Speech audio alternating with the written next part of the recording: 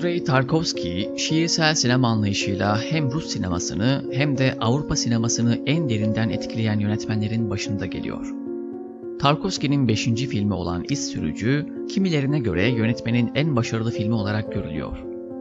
Bununla birlikte Estonya'daki bir endüstriyel çorak arazide çekilen ve yönetmenin sürgünden önceki son Sovyet filmi olan İz Sürücü, başta Tarkovski'nin kendisinin olmak üzere eşinin ve oyuncu kadrosundan bazı aktörlerin ölümüne sebep olmuş olabilir.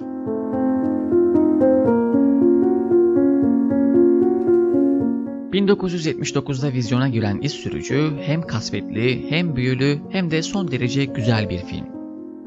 Filmin konusundan kısaca bahsetmek gerekirse, küçük isimsiz bir ülkede bölge ismi verilen bir yer vardır.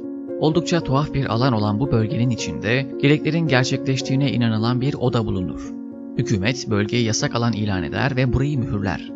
Ama bu insanların bölgeye girmesini engellemez. Bir yazar ve bir profesör bölgeye ulaşmak ister. İz Sürücü olarak bilinen rehberleri bölgeyle özel bir ilişkiye sahiptir. Film, din ve çağdaş siyasi kaygılar üzerine bir yansıma olmanın yanı sıra, Ukrayna'nın Pripyat çevresinde bir yabancılaşma bölgesinin oluşmasına yol açan 1986 Çernobil nükleer felaketini 7 yıl öncesinden tahmin ediyor gibi görünüyor. Tarkovski'nin öngörüsü, İz Sürücü'ye sanki dünyanın derinliklerinden gelen eski bir uyarıymış gibi masalsı bir mesaj aşıladı. Yine de bu bir uyarı olarak düşünüldüyse bile Tarkovski'nin kendisi aldırış etmedi. Gerçekten de yönetmenin bu şaşırtıcı sanat eserini yapmak için ödediği bedel hiçbir şeyle kıyaslanamaz. Filmin ana çekimlerinin esasen Tacikistan'daki bir madende yapılması planlanıyordu. Fakat orada meydana gelen bir deprem planların değişmesine sebep oldu.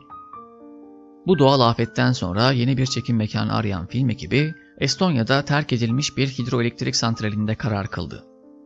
Planlarının aksamasından memnun olmayan Tarkovski, bu bölgede senaryonun daha minimalist bir halini çekmeye karar verdi. Yönetmen Andrei Tarkovski, Kodak 5247 filmi kullanarak görüntü yönetmeni George Rerberg ile birlikte tüm dış sahneleri çekmek için yaklaşık bir yıl harcadı. Bu film stoğu zamanın Sovyet laboratuvarları için henüz yeniydi ve ilk negatiflerin bir kısmı laboratuvardaki bir işleme hatası nedeniyle ağır hasar gördü.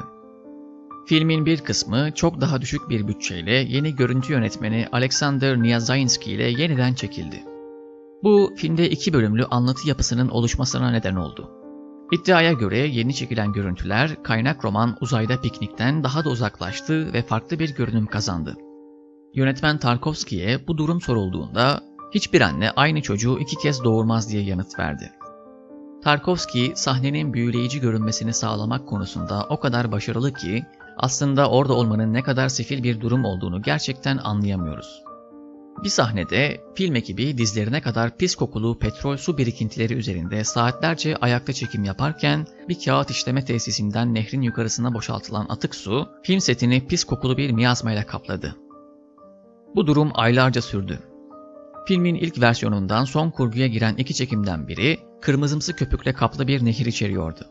Bu bir sanayi kompleksinden nehre atılan kağıt hamuru ve atığıydı.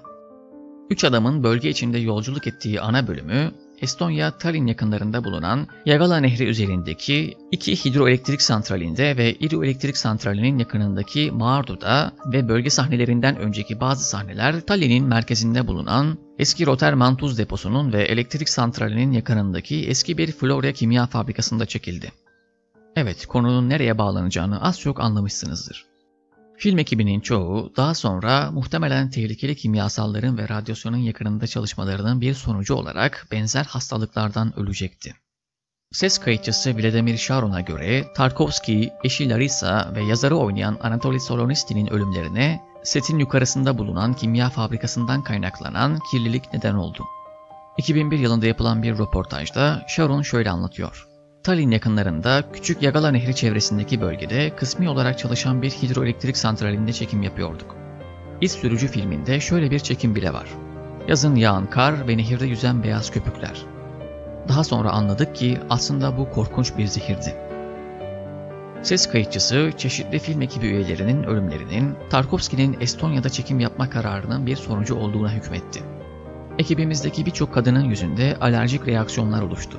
Tarkovski sağ bronşiyel tüp kanserinden öldü ve Tolya Solonitsin de öyle.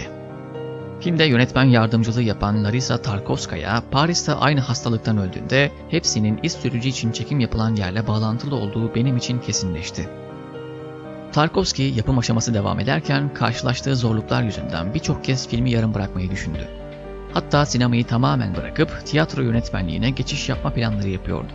Ama kısmete bakın ki farkında olmadan kendi ölümüne sebep olacak filmi uzun uğraşlar sonucunda tamamlamayı başardı. Sinemayı da bırakmadı ve daha sonra Sovyetler Birliği dışında Nostalji ve Kurban isimli 2 uzun metraj sinema filmi daha çekti. İz sürücü filminin etkisi öyle güçlüydü ki yıllar sonra elektrik santralinde gerçekleşen feci bir patlamanın yol açtığı Çernobil felaketi çevredeki alanı yaşanmaz hale getirdi. Bu alan yabancılaşma bölgesi olarak anıldı. Ve Çernobil'e yasa dışı yollarla turist getirmek için bölgeye giren bazı insanlar kendilerini iz sürücü olarak adlandırdı. Tarkovski öldüğünde sadece 54 yaşındaydı. Bu kısa ömrüne hepsi birbirinden değerli 7 uzun metraj sinema filmi sığdırdı. Aradan geçen onca yıla rağmen İz Sürücü tüm zamanların en unutulmaz Sovyet filmlerinden biri olmaya devam ediyor. İnsanın dünyadaki amacının büyük sanat eserleri ortaya koymak olduğuna bu kadar güçlü bir şekilde inanan Tarkovski, kendi hayatını ve ekibinin hayatını tehlikeye attığını bilip de görmezden gelmeyi seçip seçmediğini insan merak ediyor.